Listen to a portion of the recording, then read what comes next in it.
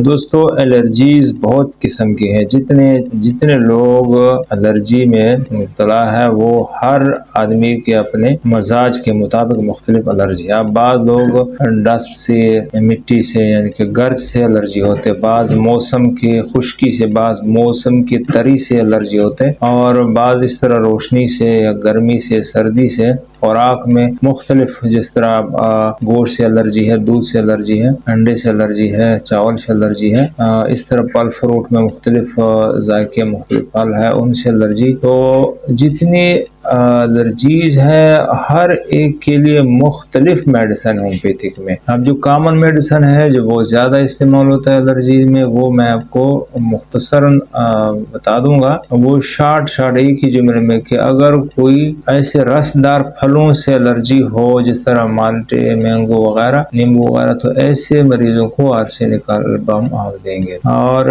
अगर dust allergy है, धूल मिट्टी से झाड़ू वगैरह देने से एलर्जी हो, तो उसको पोथोस देना है, पोथोस 30 ताकत में या 200 में। अब गोश्त से एलर्जी हो तो सीपिया है, पल्साटीला है। दूध से एलर्जी है तो सीपिया है और एंटी करोड है। चावल से एलर्जी है तो आर्सेनिकम एल्बम है। और गंदम से एलर्जी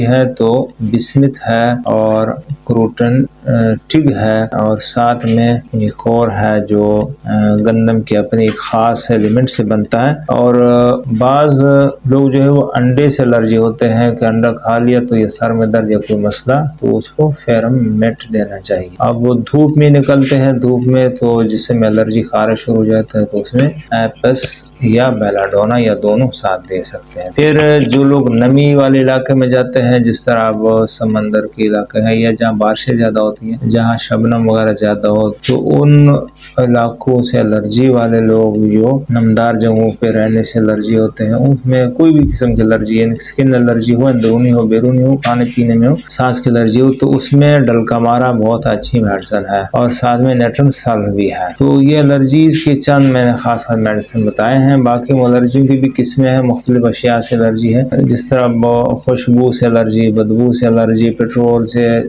डीजल के खुशबू से एलर्जी, या फिर कुछ लोग मीठे से एलर्जी, अगर मीठा खा लिया तो उनको उल्टियाँ या दस्त, मुख्तलिफ एलर्जीज होते, तो उनकी मेडिसिन भी मुख्तलिफ होते हैं। और इंशाअल्लाह हर टॉपिक पर आपको नॉलेज मिलता रहेगा वक्तन फ़वक्तन। आप बस पे इस चैनल को सब्सक्राइब कर लें, आगे शेयर कर लें।